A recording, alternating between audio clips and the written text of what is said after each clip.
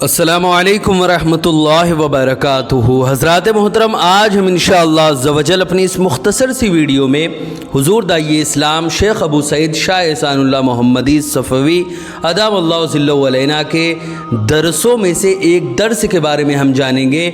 حضور داعی اسلام ہمہ وقت دعوت و تبلیغ اور دین کی خدمت میں مصروف عمل رہتے ہیں۔ انہی کے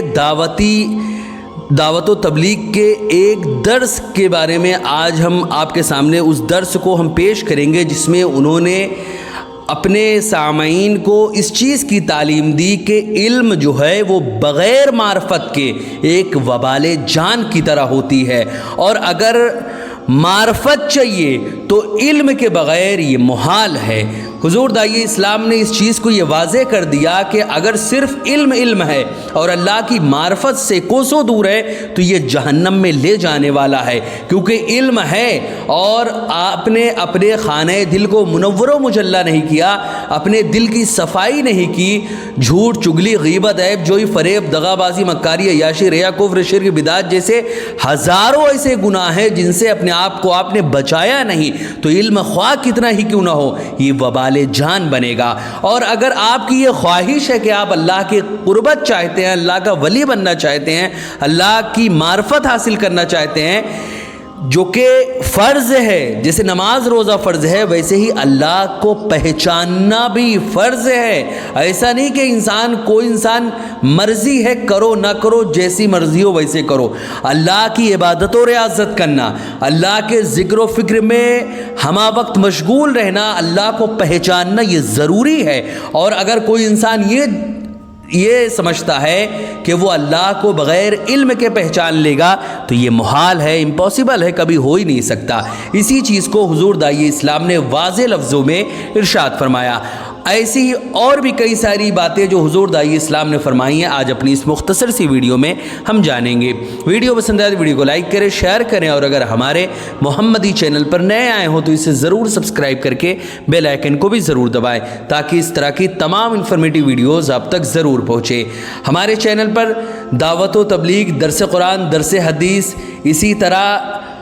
اسلام سے ریلیٹڈ ہر ٹاپک پر ہمارے چینل پر ویڈیوز موجود ہے۔ ابھی جو ویڈیو میں آپ کے سامنے آج یہ پیش کر رہا ہوں یہ عرفانی مجلس ہے، یعنی ایسی مجلس ہے، ایسے یہ بیان ہے جس میں اللہ کی معرفت کے جو راستے ہیں ان کے بارے میں بتایا جاتا ہے کہ اللہ کے معرفت کے راستے کیسے ہوتے ہیں، اللہ کو کیسے پہچانا جائے، اللہ کی معرفت کے جو طریقے ہیں کہ کن طریقوں پر چل کے اللہ کو آپ پہچان سکتے ہیں، انہی ساری باتوں کو اس عرفانی مجلس میں بیان کیا جاتا ہے۔ حضرات محترم، ہمارے اس ویڈیو کو بھی لائک کریں اور ہمارے چینل پر جائیں، ہماری تمام کی تمام ویڈیوز خود بھی دیکھیں، اپنے دوستوں، احباب و تمام کے تمام رشتہ داروں تک اور اپنے جان پہچان، ریلیٹیو اور اپنے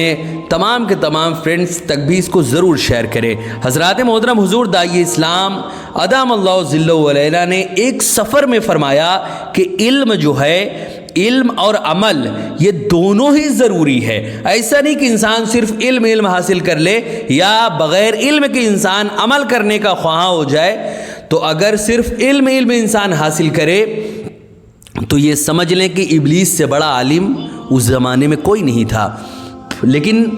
علم کی وجہ سے وہ بچ نہیں سکا۔ لیکن اگر آپ یہ سمجھ لیں کہ صرف عمل آپ کریں، علم سے کوئی لینا دینا نہیں، تو ایسا ہی حشر آپ کا بھی ہوگا جیسے اس انسان کا ہوا تھا جس کو گدھے پہ بٹھا کے معراج کی سیر کرائی گئی تھی۔ کوئی جاہل ایسا مسلمان تھا جس کے اندر یہ اس کو پتہ ہی نہیں تھا، انسان کی شکل میں ایک شیطان آیا اور اس کو بہکایا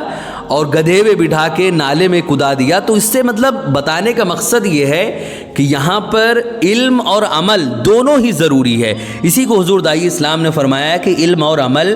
دونوں ضروری ہے۔ علم جو ہے وہ بغیر عمل کے بے فائدہ ہے، اور عمل بغیر علم کے یہ گمراہی ہے۔ یعنی انسان کے پاس علم کچھ نہیں ہے لیکن عمل کے راستے پہ چلا جاتا ہے تو شیطان کے ہاتھ میں وہ ایسے ہی ہوتا ہے جیسے بچوں کے ہاتھوں میں فٹ بال بال یا بال وغیرہ رہتی ہے، بچے جدھر چاہتے ہیں اس کو لات مارتے ہیں، جدھر چاہتے ہیں اس کو پھینکتے ہیں۔ ایسے ہی ایک جاہل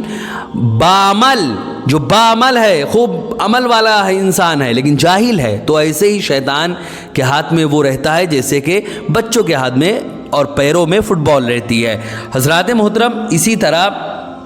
حضور داعی اسلام نے مزید فرمایا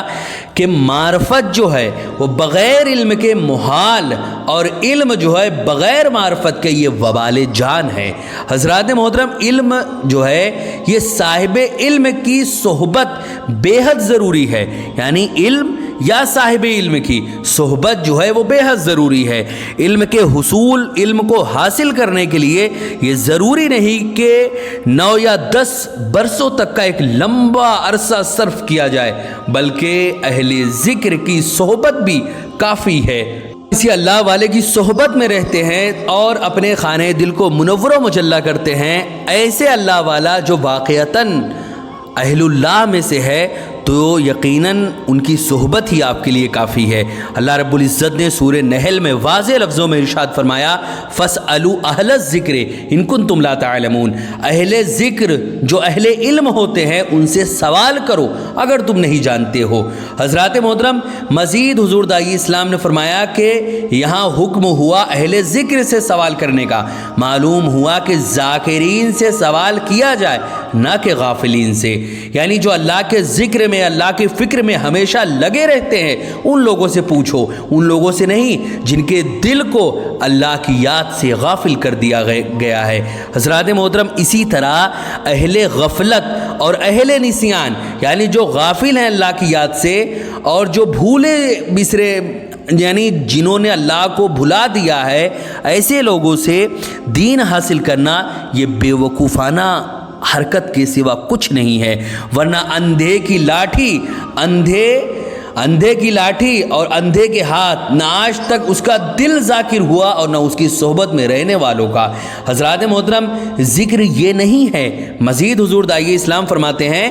کہ ذکر یہ نہیں ہے کہ تسبیح کے دانے لے کر بیٹھ جائے اور ہر نماز کے بعد ایک مخصوص کیفیت میں بلند آواز سے کچھ مخصوص کلمات ادا کیے جائیں، بلکہ ذکر الہی یہ ہے کہ ہر قول و فعل کے صدور سے پہلے اللہ کی رضا اور ناراضگی پیش نظر ہو، یعنی جو بھی بات زبان سے نکالے اس سے پہلے یہ سوچ لے کہیں یہ میری بات اللہ و رسول کی رضا کے خلاف تو نہیں۔ اسی طرح کوئی کام کرنے سے پہلے سوچ لے کہیں یہ میرا کام اللہ و رسول کے حکم کے خلاف تو نہیں، اللہ و رسول کی رضا کے خلاف تو نہیں۔ تو یہ ہے سب سے بڑا ذکر، اللہ کی رضا اور ناراضگی جو ہے یہ پیش نظر ہو، اور جب کبھی دل انسان کا غافل ہو یا غفلت طاری ہو جائے تو فوراً اللہ کی طرف اور اللہ والوں کی طرف مائل ہو جائے، جیسے کہ اللہ رب العزت نے سورہ کہف میں واضح لفظوں میں ارشاد فرمایا، وَاذْكُرْ رَبَّكَ إِذَا نَسِيتَ،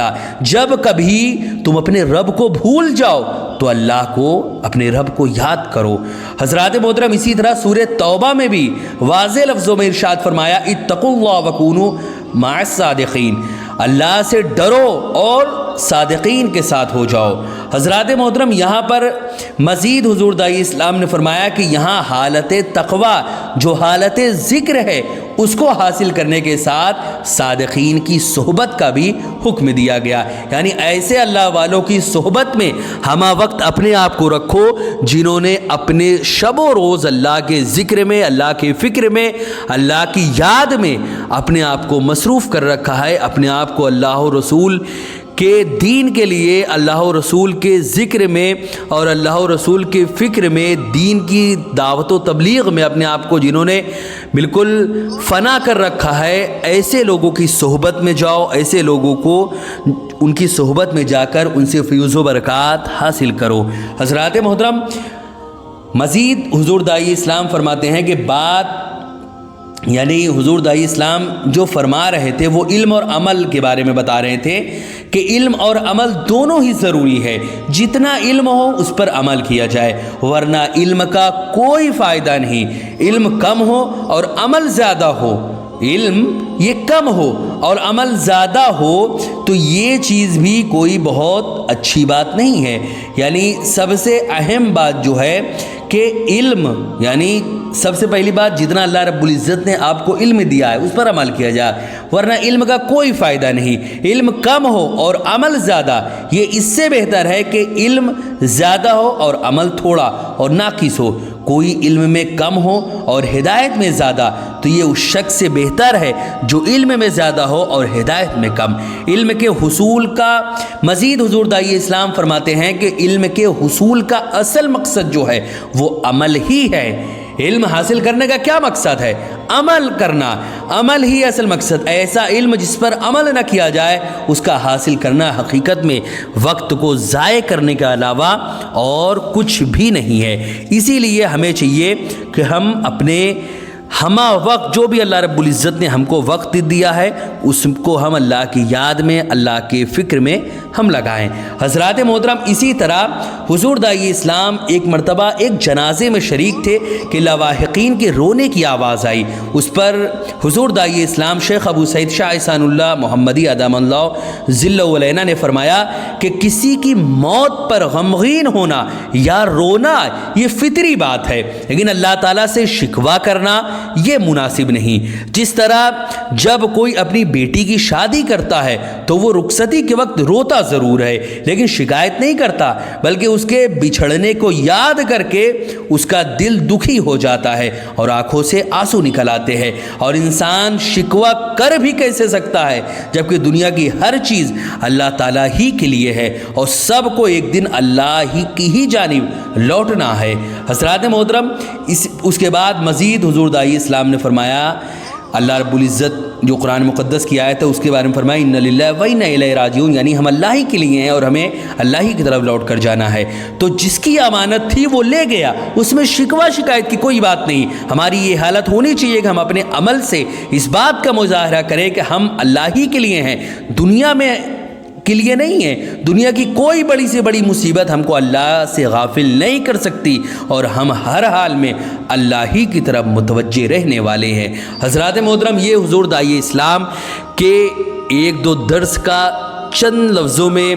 خلاصہ تھا جو میں نے پیش کیا۔ حضور داعی اسلام ہمہ وقت دعوت و تبلیغ اور دین کی خدمت میں مشغول رہتے ہیں۔ حضرات محترم، ویڈیو پسند آئے تو ویڈیو کو لائک کریں، شیئر کریں اور اگر ہمارے محمدی چینل پر نئے آئے ہوں تو اسے ضرور سبسکرائب کر کے بیل آئیکن کو بھی ضرور دبائیں تاکہ اس طرح کی تمام انفارمیٹیو ویڈیوز آپ تک ضرور پہنچے۔